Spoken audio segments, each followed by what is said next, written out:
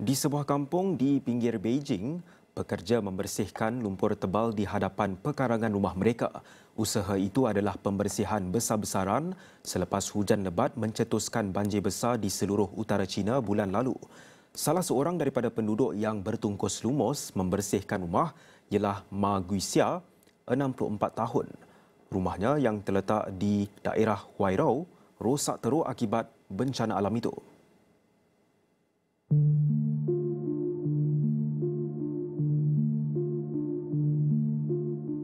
Ma juga menjadi saksi melihat jiran tetangga yang membersihkan kelengkapan rumah yang sudah diselaputi lumpur tebal. Ada juga selimut yang sering digunakan untuk menghangatkan badan ketika tidur menggunung seperti kek lumpur akibat banjir.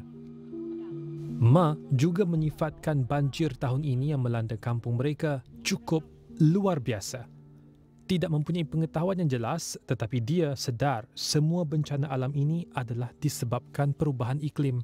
我今年是64，活这么多年没经历过，就太害怕了。就当时真是把我吓坏，就现在哪有一点动静就吓机灵。您一直是住琉璃庙镇这儿的？一直就是在这生这村长的，从来没见过那么可怕的。太惨了，当时太惨了。 Daerah Huairao Utara yang bergunung ganang di Beijing dan daerah sekitar seperti Miyun menerima hujan tanpa henti dalam seminggu, mencetuskan banjir kilat yang memusnahkan seluruh kampung dan membunuh 44 orang dalam banjir paling dahsyat sejak 2012. Malah pihak berkuasa juga dikatakan lambat mengeluarkan amaran cuaca buruk kepada penduduk kampung di Huairao yang pada ketika itu sedang lena di ulit mimpi. Ma yang merupakan anak jati kampung itu menceritakan detik hitam itu selain menunjukkan lututnya yang cedera sambil mengesat air mata. 把我救出去以后，后来联系不上啊，电话不接，没有网也没有，孩子我一个闺女儿子，北京一个，怀柔一个，联系我了，我闺女儿子这么说的，妈爸爸什么都是无所谓的，只要你们俩生命在就行了。 Bencana banjir itu mendedahkan kelemahan dalam infrastruktur tindak balas kecemasan luar bandar di Beijing. Ibu kota China itu telah mengalami 3 kali banjir sejak 2012 yang menurut pakar hanya boleh berlaku sekitar setiap 100 tahun.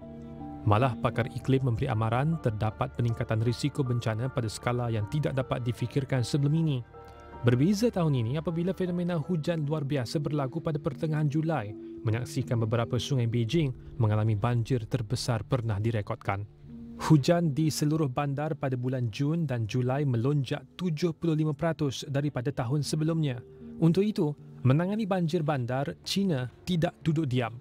Segala teknologi dan perancangan digerakkan seiring termasuk membina bandar Span pada 2015 untuk mengubah bandar mega yang syarat konkret dengan infrastruktur saliran tersembunyi seperti turapan asfalt, taman hujan tenggelam selain menaik taraf sistem kumbahan. Lebih 2.9 trilion yuan atau kira-kira 403.78 bilion dolar dibelanjakan oleh China untuk lebih 60,000 projek infrastruktur bandar Span pada 2024. Di Beijing, projek bandar Span baharu bernilai sekurang-kurangnya 155 juta yuan telah dimulakan tahun ini menurut pangkalan data tender perolehan China. Pada masa ini, 38% kawasan bandar Beijing memenuhi piawaian bandar Span laporan media. Namun pakar iklim Greenpeace Asia Timur ada pandangan berbeza. Kerajaan katanya perlu membuat penambahbaikan di peringkat infrastruktur yang lebih sistematik. 所以政府其实一方面是要在这个基础设施的层面，也是需要在一些更系统性的层面做出一些提升，比如说一方面是需要去合理的规划这个本土社区所需求的一个基础的设施，再一个也是要在社会经济层面上的，比如说风险预案响应能力、应对措施等方面做一个配合，做一个联动调动起来的一个系统，才能够尽可能的去减少未来的损失。